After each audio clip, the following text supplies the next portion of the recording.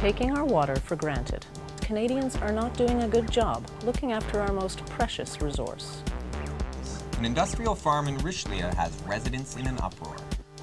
Dog poop. An NDG park finds a way to put it to use.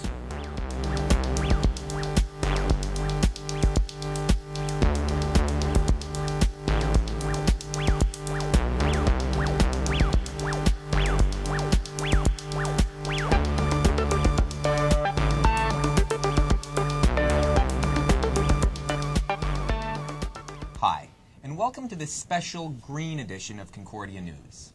I'm Graham French. And I'm Lisa Savage. Today we'll be taking a look back at some of our stories from the last few months that have touched on the environment.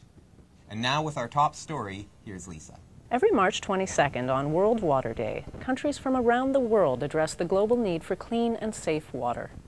Canada's leading environmentalist David Suzuki was in town for the Youth Action Montreal Summit.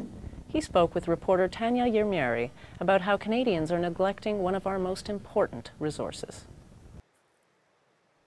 Canada has the most freshwater lakes and rivers in the world, but many Canadians don't trust drinking its water. Instead, they prefer to get their water from the local corner store. I think it's outrageous that Canada, a country with more fresh water per capita than any other country in the world, and we now don't trust our water, and we're willing to pay more for bottled water than we pay for gasoline? Over 1 billion people worldwide do not have access to clean water, including many Canadian communities. What kind of stewards of this precious resource are we if we've so polluted it that we don't even trust it and we're going to buy bottled water? Suzuki was in town with former U.S. Vice President Al Gore to speak to young Montrealers about taking global action against climate change. One of the topics discussed was Canada's commitment to cleaning its water supply. We put a pittance into researching alternative energy or technologies for cleaning up water or any of the issues we confront. Most water bottles end up in the garbage or in the lakes and rivers. We should be ashamed of the fact that we are so wasteful. We can probably, in most areas of our activity, reduce energy use by 60 to 80%. One alternative is to buy a reusable water bottle. It's easy, it's convenient, and it helps the environment. For Concordia News, in Montreal, I'm Tanya Yermieri. World Water Day started 15 years ago. 22 cities from all over Canada commemorated it this year. Also in town for the Youth Action Montreal Summit was former U.S. Vice President Al Gore. Concordia University used the opportunity to award him an honorary doctorate. Gore has been involved in environmental issues for decades, but his reputation as a committed activist was cemented last year with his Oscar-winning documentary, An Inconvenient Truth. At Concordia's ceremony, President Claude Lajeunesse said the award was a symbol of respect and appreciation for Gore's lifetime of service to his country and to a better world. Spring is back, and that means cyclists are beginning to fill the streets of Montreal. While some happily enjoy their first ride of the season, others are campaigning for safer road conditions for cyclists. Elizabeth Waugh-Trudel reports.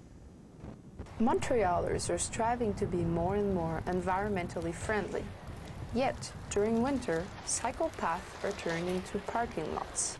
But as of this weekend, cars have to give way to cyclists again as cycle paths officially open. While some riders still need to give their bike a seasonal checkup, luckier ones are already hitting the path. It's just good to come out and enjoy the beautiful time after so many months of winter and cold. Thanks to the recent mild weather, the City of Montreal opens bike paths 2 weeks earlier this year. While cyclists welcome the extended season, some are still worried about their safety on the roads of Montreal. Numerous potholes force cyclists to choose mountain bikes over city bikes. Drivers are also a threat, not only behind the wheel, but when they suddenly open their car doors. Critical Mass is a monthly gathering of cyclists who fight for their rights and safety throughout the year. They ask for more respect from car drivers and safer cycle paths, not only downtown, but also throughout the entire island. We want more safety, more space. We want to know that we're welcome in the city, which isn't the case right now. The City of Montreal is currently working on the possibility of keeping main cycle paths functional throughout the winter. For Concordia News, I'm Elizabeth Roy-Trudel. This year, Canadians put the environment first on their list of priorities they'd like the government to focus on. We asked Concordia students what they are doing to help the environment. I try to buy things that I'm going to buy anyways. I try to go for the more environmentally safe hair products with no CFCs. Whenever I go buy something, whether it's at the dep or at the grocery store, I try not to ask for plastic bags. Well, I try to recycle whenever I can. I'm not great at it, but I think I've been making more of a conscious effort.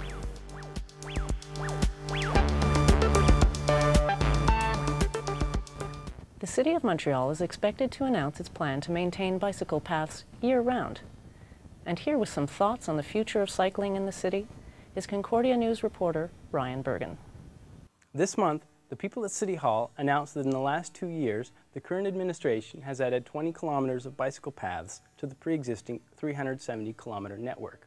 As part of the Montreal Sustainable Development Plan, Mayor Tremblay is promising even more. This bike rider, at least, is asking you, Mr. Tremblay, to break that promise.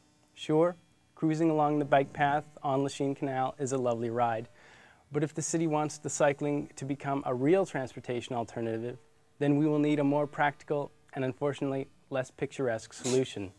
The best way the city can get people out of their cars and riding is by taking advantage of the countless lanes for daily traffic already in place.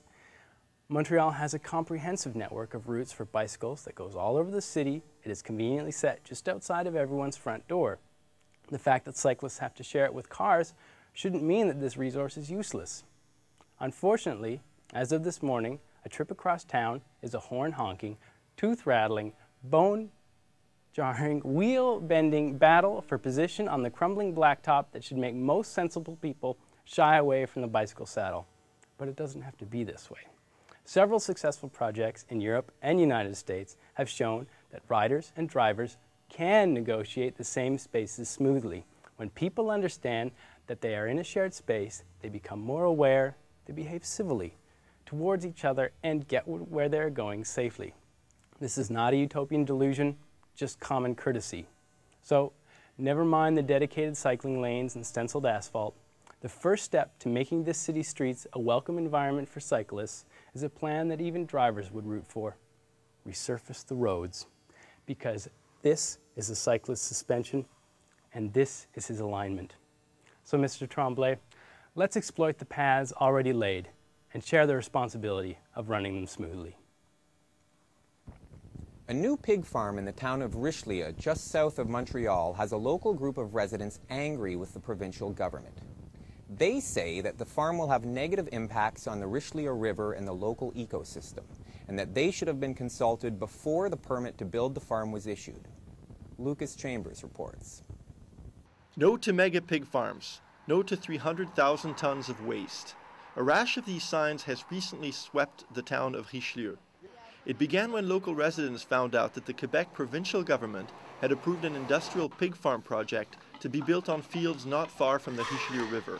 From one day to the next, we learned that we're going to have 5,800 pigs in our little town of 5,500 people. Joanne Dion is a member of the local activist group called the Richelieu Committee for a Better Quality of Life.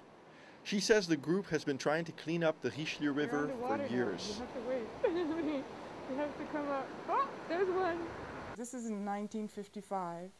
I'm sitting in the Richelieu River. I practically spent my whole childhood in or on or around the river. Well, when I saw this pig farm project being built by the Richelieu River with 2 big pits of manure right by streams that go directly in the river and all the spreading that's going to be along fields along the river, I said they're out of their minds. We're just starting to make a little bit of progress cleaning up the Richelieu River, and they're letting all these pig farms along the river. Most of the opposition has focused on the risk of manure contaminating the river, the bad smells, and the drop in property prices in Richelieu as a result. But perhaps above all, people are angry at the provincial government for not having consulted them before issuing the permit to build this pig farm. Martin Larot, the pig farmer, maintains that prior consultation would have just allowed opponents more time to put pressure on the government to block his project. If the law would have been built this way, I don't think there would be a pig farm here or anywhere else. Richelieu's mayor doesn't agree. He says he's not opposed to all pig farms, but he feels that residents and town councils should have more say in what happens on their turf.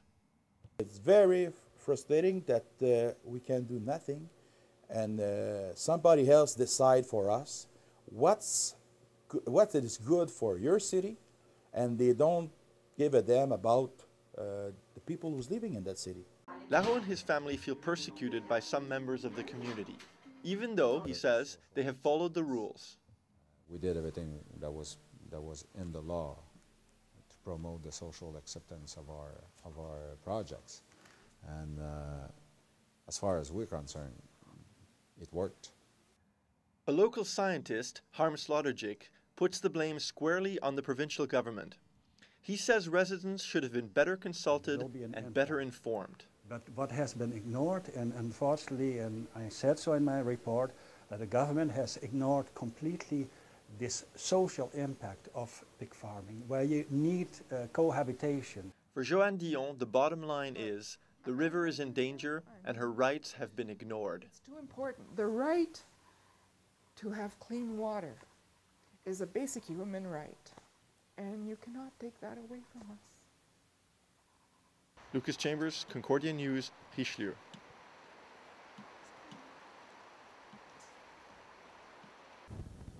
And now, here's some more comments from Concordia students.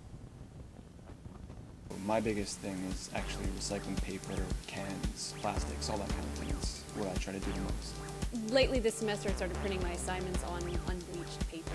I used cardboard applicators on my tampons instead of plastic ones. That's all.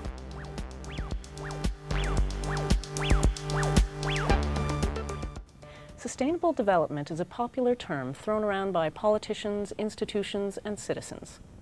Montreal is in the middle of creating a sustainable development plan of its own. For a city of 3.5 million, waste management is a major challenge. Ryan Bergen talked to some citizens who are helping Montreal live within its environmental means. Montrealers create a lot of garbage. In spite of recycling programs, most of our waste ends up in landfills. For 2008, Montreal has the goal of keeping 65% of recyclables from getting buried in the ground. That's a long way from the current rate of 49%. Chantal Baudouin is the environmental coordinator at Concordia University. She oversees a composting program that reclaims the food waste from campus cafes and cafeterias. She is convinced that composting is key to reducing our environmental footprint. Montreal has a long way to go in terms of they're offering solutions for recycling, and that's great. But in terms of organic waste, there's still not household pickup. This is a vermicompost system on the rooftop greenhouse on Concordia's hall building. On trays and in composting wigwams, worms are eating their way through things like coffee grounds, half-eaten bagels, and tomato stems. 20 tons over the last 2 years. The amount of compost that we've been able to compost in this facility shows that it's going really well. As well, the volunteer engagement is it's outstanding. Recently, Montreal Mayor Gérald Tremblay revealed the second phase of Montreal's Sustainable Development Plan. It mentions recovering organic waste, but does not outline a specific strategy. Meanwhile, programs like Écoquartier's Tournesol Community Composting Centre are struggling to make ends meet. This year, Director Benoit Klein had to raise the yearly membership fee from $10 to $15 to cover costs. Last year we tried to do something for implementing this composting center in other part, and like to, how do you say it, to make it bigger, and we don't find subsidies to do it, so it was a bit shame for us. Klein sees the project in Parc Jean-Mance as a way to raise awareness about composting. The aim of our project is not like to replace the job of the city of Montreal, and we can't do it because we can handle only 160 families. we want to sensitize people around the city, and the people who are like driving around here by car or by walk or by bicycle. Ecoquartier can't accommodate the amount of people that want to take advantage of the Tournesol Community Composting Center. However, it is possible for people who want to compost to do it in their own homes, even if they don't have a lot of space. Gregor Tedford and Melissa Ingram share an apartment near Atwater Market. They stow a little vermicomposter under the kitchen sink. It's like the one at Concordia, but on a much smaller scale.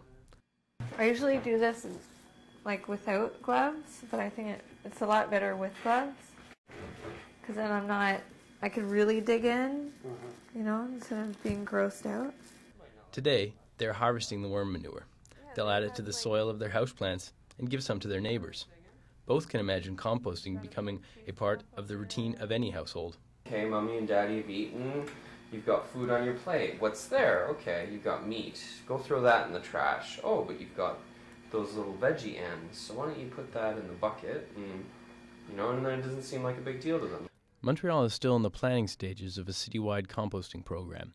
So, for the time being, recycling organic waste will have to keep growing from its grassroots. For Concordia News, I'm Ryan Bergen in Montreal.